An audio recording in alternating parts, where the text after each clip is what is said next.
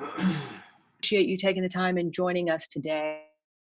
I wanted to give you all just an update on what we've been doing at the Community Foundation in response to the current situation. As many of you are aware, the first thing we did was we pivoted our Amazing Give event and turned that into an emergency relief platform for you all to use to post and reach out to donors your most emergent needs. So far, since we have switched that platform, over $25,000 has come in for a variety of causes and organizations. We strongly encourage that you use that. And if you need any help with that, please reach out to us and we're happy to help. We did also launch a COVID-19 medical response fund, and we also launched a recovery and response fund because we did have fund holders wanting to do immediate things. So we did create those, and we are putting some funds back out into the community with that. Most importantly, we wanted to hear from the sector and check in on you all and see how you were doing and really get a gauge on the capacity. So I believe most of you probably completed the nonprofit needs assessment form that we rolled out last Tuesday. We gave a deadline of Friday. In a minute, I'll go over some of the highlights of that. But it was 16 questions, just really trying to help us get a gauge on your infrastructure. We had 85 organizations to respond, and we did get some interesting information for that. We do plan to send that survey back out again probably every 2 to 3 weeks right now, because things are changing, as you all are aware. What your needs are right now may not be what your needs are in 2 weeks, 4 weeks, 6 weeks, etc. So we will be continuing to gauge and do that assessment and share those results. On Friday, we did roll out with a more specific nonprofit needs request form. This is specific to if you have an infrastructure need or if you have a need for client services to put in your request. And what we are doing with those is we are cataloging. We're cataloging each of those specific items, and we are sharing them with other funders. We are doing weekly funders calls with a number of partner organizations, including the United Way, the Children's Trust, the Chamber, the city, and others. So if you have specific needs, please submit that request form. You can find it on our COVID-19 response resource page. That's through our website. There's a number of things there for you and references that hopefully you could find helpful for your organization, and we're updating that regularly. And then finally, as Leslie mentioned, we are rolling out now with these weekly Wednesday webinars that's going to be covering all topics related to this time, and hopefully provide you with some resources and support as we navigate these uncharted territory. So let me show you a couple of findings from the needs assessment. Next slide. As I said, we had 85 organizations to respond, so we thank you all for taking the time and giving us some feedback. The largest subsector to respond, that was human service organizations at 22%, followed by educational and then youth services and arts and cultural organizations at 12%. The not so great news really was 62% reported having less than 3 months of operating reserves, with a quarter of the respondents having 0 in reserves. So we are making note of that. And then as you see there with bullet number 4, 73% of the respondents had to cancel performances or community events, leading to a decline in revenue. And half responded that there's been an overall general decrease in donations not associated with events. Only 12% of the respondents said they had not been financially impacted by this crisis. Finally, we were looking at staffing, and then as you can see there, 31% are facing the possibility of cutting staff. And most did report that they've had to let volunteers go. Obviously, with UF students having to go home, that was a big loss of volunteer population as well. But about 80% reported right now not needing volunteers. So it is kind of a challenging time right now as far as those that really rely on volunteers. Then finally, a third of the organizations responding said they definitely plan to pay for staff time off due to cancellation of their work or events, while 43% were undetermined 23% did not plan to pay for staff time. So we're going to keep, as I said, we're going to issue this out in 2 to 3 weeks, and we're going to keep gauging the nonprofit sector, our community here locally, and hopefully we can provide you resources to help navigate this. If there is something that you're interested in seeing in the assessment, please don't hesitate to let us know if there's a question you would like for us to include. We will be sharing this with the chamber. We're sharing this with elected officials. We're sharing this with funders. We definitely, you know, we are here to help support you and uplift you during this time. So if there's any feedback, please don't hesitate to contact us. Now I will turn it back over to Leslie and get on with today's topic. Thank you, Barzella. And of course, if people have questions, please use the chat, and Barzella's going to stay on, so we'll be able to answer any of your questions if you have questions about what we're doing. Next, we wanted to talk, I know United Way is doing a lot of relief efforts, and we have Amber Miller with us from United Way, so I'm going to hop Amber on so she can give us a quick update on what United Way is doing. Amber, can you hear us? Yes, I can. Hello. So United Way is doing a couple of different things right now. First and foremost, we have our 211 resource referral line. That is something that any individual in North Central Florida can call to get access to resources, whether they need help with rent, utilities, food, any of those things. So if you have employees, if you have clients that you're serving, and you may not necessarily have the means to provide immediate assistance through your organization, you can direct those individuals to call 211. So please remember to keep that number in mind. Also, if your agency has any updates that you would like for us to share with 211, we would love to be able to do that. This resource referral line really tries to encompass all of the nonprofit providers in our community, so you do not have to be a United Way Community Impact Partner to be a part of the 211 network. So again, if you are offering services, if you've had changes to your programming or hours, please let us know, and we will communicate that to our 211 operators. The second thing that we are working on is we have launched the United We Care Emergency Relief Fund.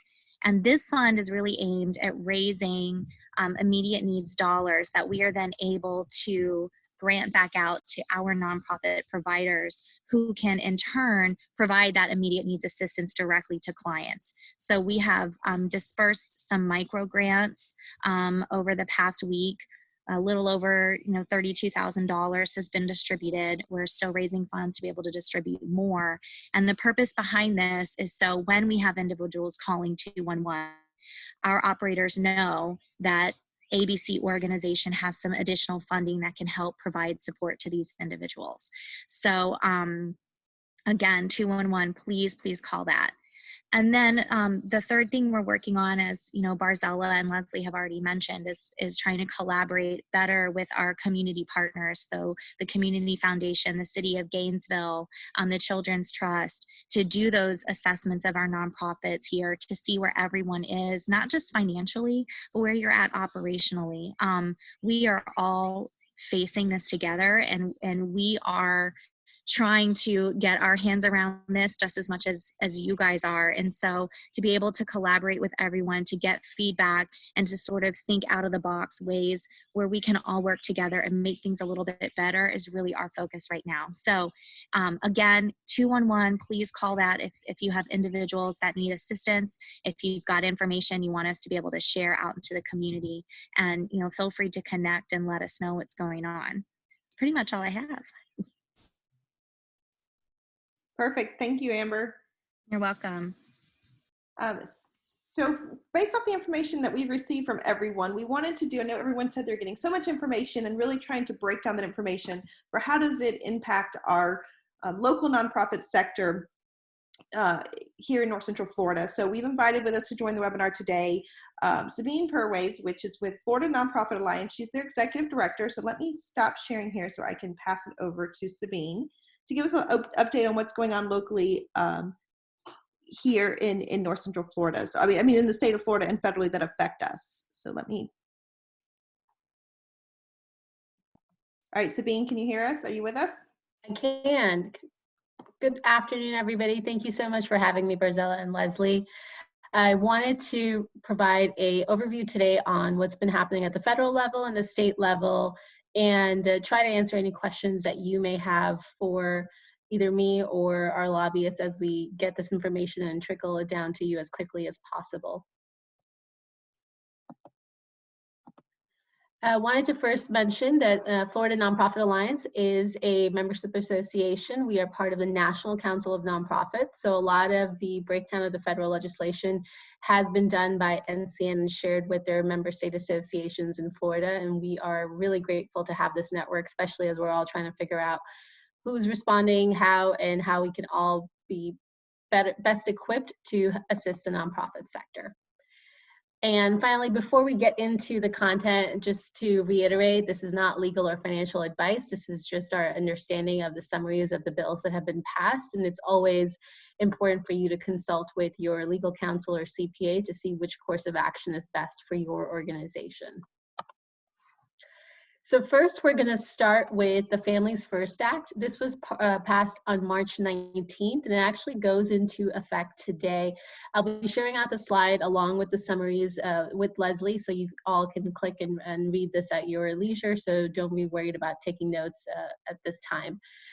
This includes a few provisions for employers as well as workers, paid leave mandates on employers, and reimbursement scheme for employers. And just to go through this, there's a couple of points in this. One specifically is 2 weeks of emergency sick paid leave. This requires employers with fewer than 500 employees, including nonprofits and government employers, to provide their employees 2 weeks of paid sick leave paid at the employee's regular rate, up to $511 per day. And this is to quarantine or seek a diagnosis or preventive care for the coronavirus. It also requires payment at 2/3 the employee's regular rate, up to $200 per day, to care for a family member for those purposes, or to care for a child whose school has closed or child care provider is unavailable due to the virus. These provisions are set to expire at the end of 2020. The Secretary of Labor is authorized to exclude healthcare providers and emergency responders from the definition of employees allowed to take leave, exempt small businesses, including nonprofits with fewer than 50 employees, and ensure consistency between paid family and paid sick standards.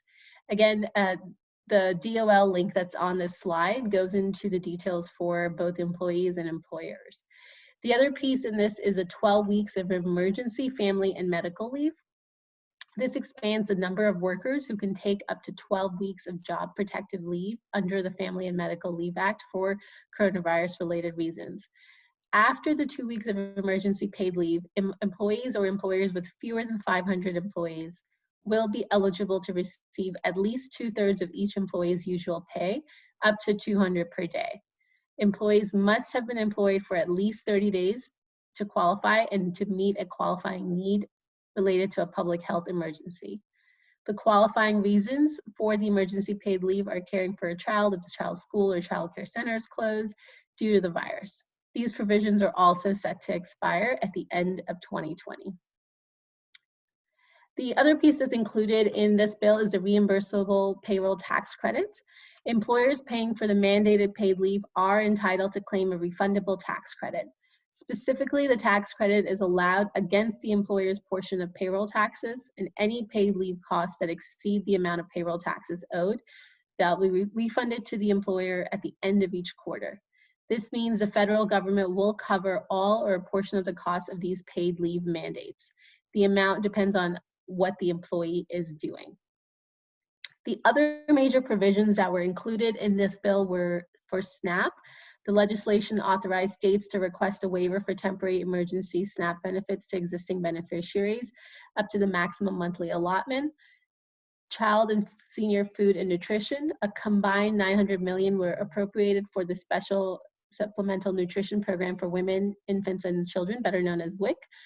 And this emergency food assistance program, TAF, to assist local food banks to purchase food as well as storage and distribution. And then lastly, the coronavirus testing. The law provides free testing for all Americans for COVID-19, regardless of insurance status or eligibility to pay. So this was first for the March 19th bill that passed, which now seems like a lifetime ago. Next, we're going to cover the CARES Act, which was passed on March 27th, which was last week.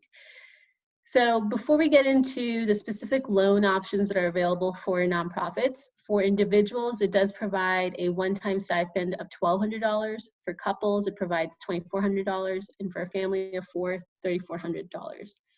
And then a lot of provisions were included for small businesses, specifically $367 billion. Again, small businesses are qualified with less than 500 employees, and the loan options go up to $10 million. We're going to cover a couple of the programs that are included in this law specifically for nonprofits, and I would be remiss if I did not mention that there was a lot of heavy advocacy and lobbying that went into this to make sure that nonprofits were included. We did do a state sign-on letter to accompany the National Council of Nonprofits national sign-on letter, and we shared that letter with Senator Rubio, Senator Scott, as well as the Florida delegation in the House last Tuesday. And that was really instrumental in getting a lot of changes that were necessary for our sector.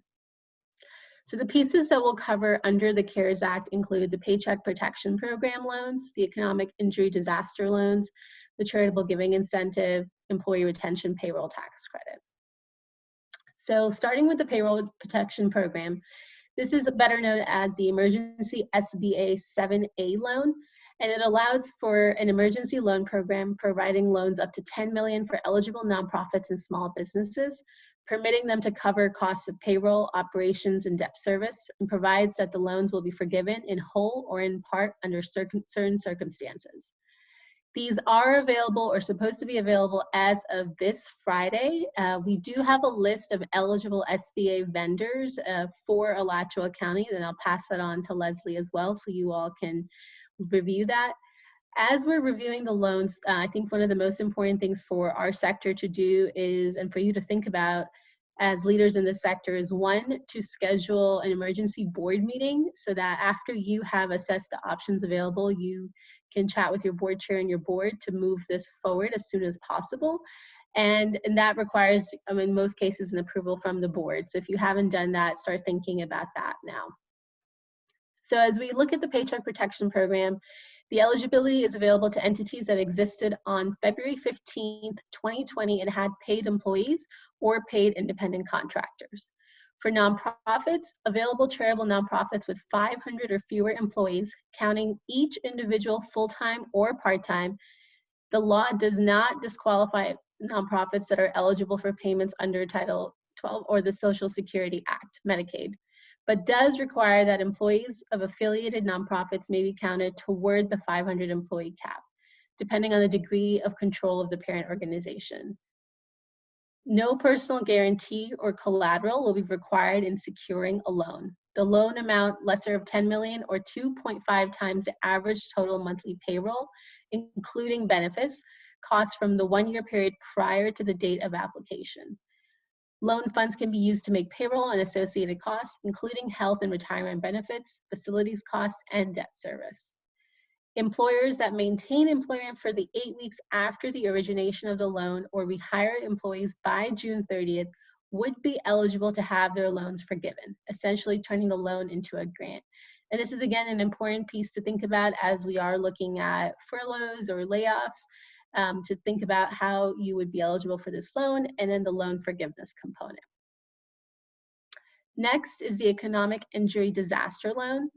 This creates emergency grants for eligible nonprofits and other applicants with 500 or fewer employees, enabling them to receive checks for $10,000 within 3 days. Again, these are loans. These are not turning into grants like the Paycheck Protection Program. That's the only program that has that option under it. Finally, the Charitable Giving Incentive. This creates a new above-the-line deduction, or known as the universal item or non-itemized deduction, that applies to all taxpayers for charitable contributions of up to $300. We were heavily advocating for a larger dollar amount, but we will take what we can get at this point. The incentive applies to cash contributions made in 2020 and can be claimed on tax forms next year. The law also lifts the existing cap on annual contributions for those who itemize, raising it from 60% of adjusted gross income to 100%. For corporations, the law raises the annual limit from 10% to 25%. Food donations from corporations would be available to 25%, up from the current 15% cap. Next is the Employee Retention Payroll Tax Credit. This creates a refundable payroll tax credit of up to $5,000 for each employee on the payroll when certain conditions are met. The entity had to be an ongoing concern at the beginning of 2020, experienced a whole or partial shutdown, and had seen a drop in revenue of at least 50% of the quarter compared to the first quarter of 2019. The availability of the credit would continue each quarter until the organization's revenue exceeds 80% of the same quarter in 2019.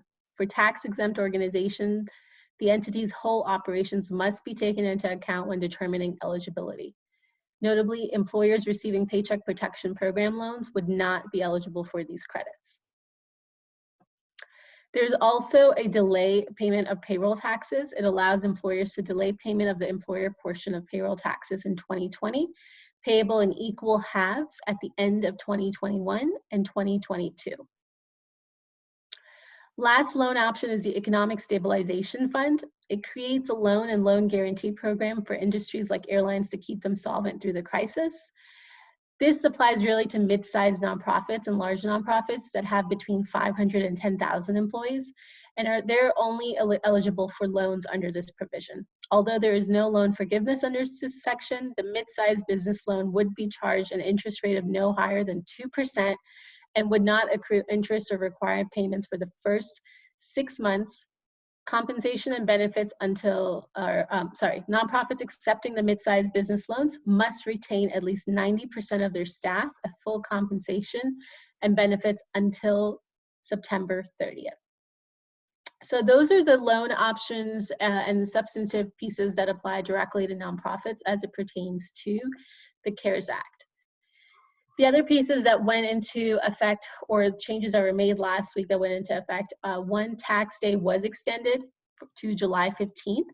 This does not apply to nonprofits. We still need to file our taxes by the April 15th date. Student loan payments have also been suspended. 0% interest will be charged, and they are no longer collecting defaulted loans. Finally, OMB relief did include a federal grants flexibility for those organizations that do have federal grants. Before we get to the state, I did want to mention, based off of the OMB changes, FNA did send a letter to the governor suggesting that those state contracts be reviewed and also shifted to the OMB guidelines so that nonprofits have flexibility available. And then also the SBA has included a guide on their loan options. So if you are looking at either the Paycheck Protection Program or one of the other options, that application or sample application is available along with their guidance on how to go about this. And again, it has to be done through a participating lender. And so if whomever you currently bank with, I would also suggest, as you're scheduling those board meetings, is to reach out to them, either email or call, to see if they are an approved lender and if they can share their sample application with you and which documents will be required so you can be as prepared as possible. So now we will move to the state.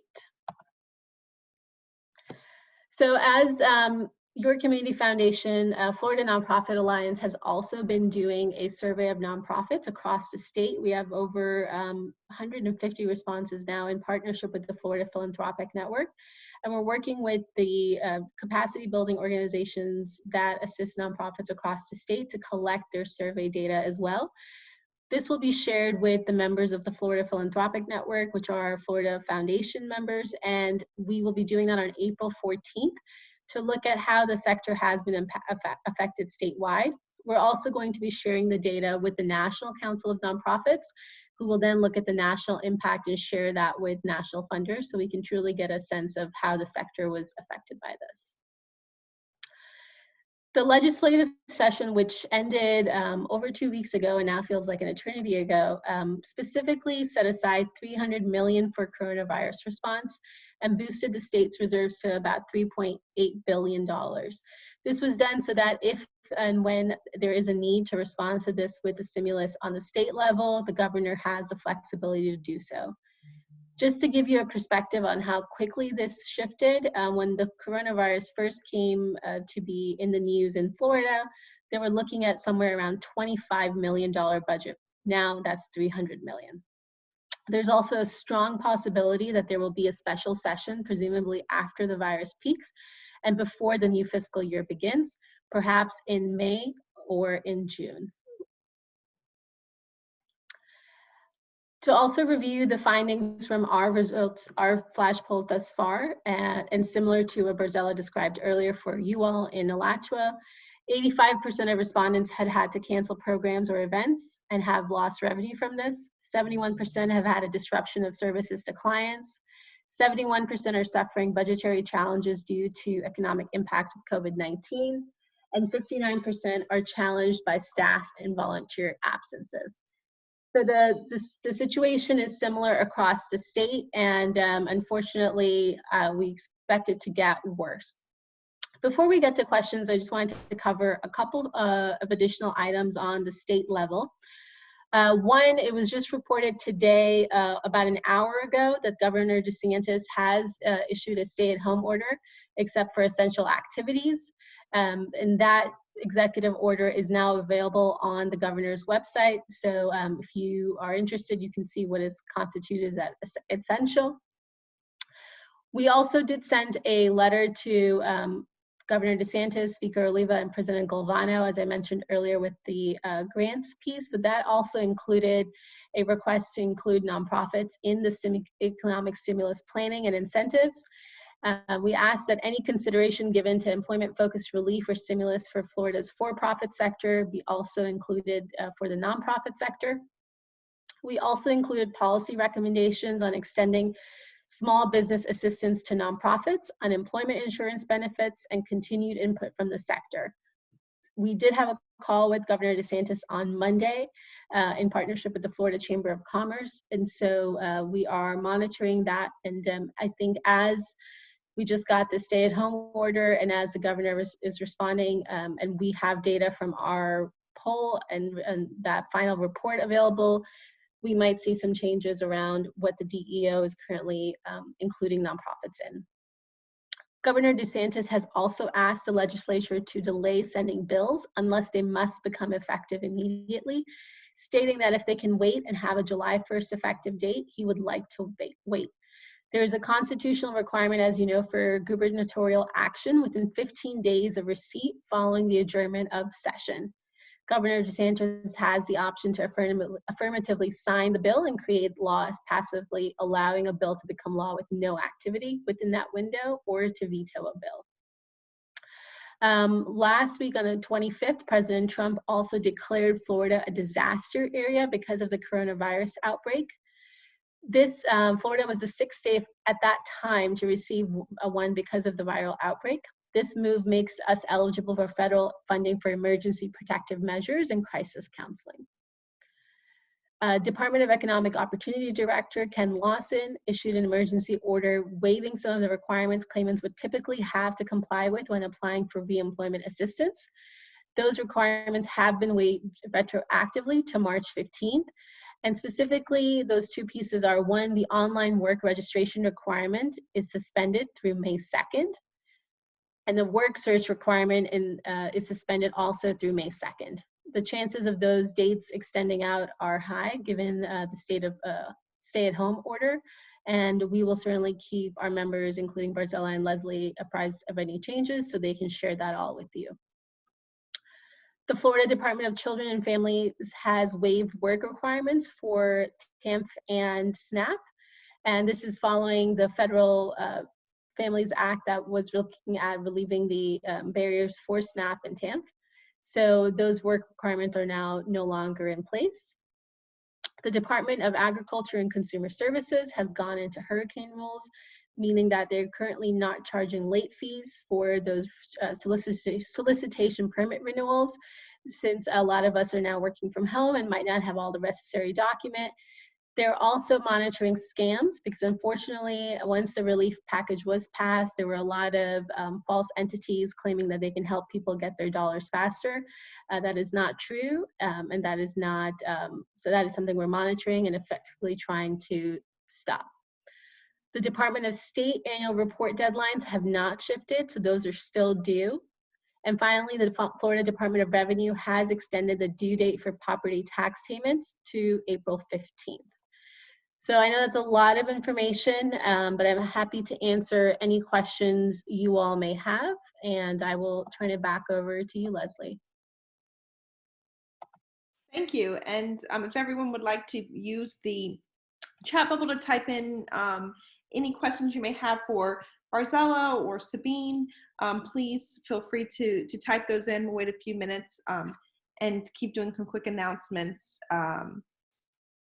and see if we get any questions. Let's see.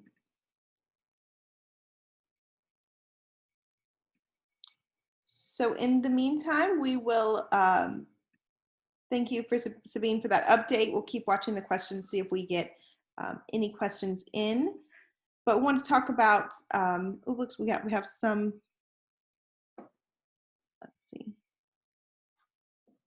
Yes, so this video, this recording will be available. We're going to share it in several places. We'll share it on the Community Foundation's COVID response page. So you'll be able to see that on our resource page. And then we're also going to put it up on the Amazing Give Relief page under all the trainings. So we have two different places for those of you that are on the relief page. You can find that in trainings. And then we'll also have this on the Community Foundation's resource page. If you want to be able to watch this again. And then we'll also share the slides. So you can go through and click. We'll share Sabeen's slides so you can go through and click any of those links or reference back anything she discussed.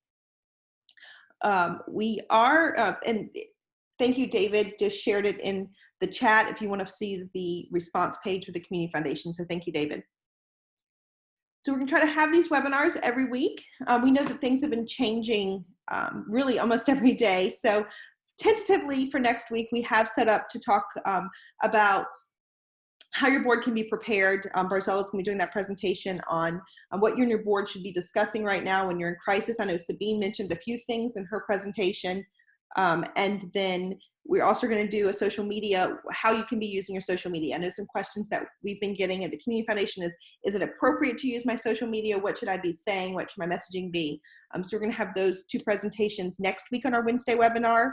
Of course, if there's things that you want to hear, that you have questions on or that you want to hear, please email me or reach out to the Community Foundation, and we'll try to get those prepared in our Wednesday webinars. I'm just trying to provide information that you all need. So if I don't see any more questions, we will go ahead and close out, and we'll get this posted on the website and get the slides up for you. So thanks everybody for participating. We hope to see you back next Wednesday for our Wednesday webinar. So thank you.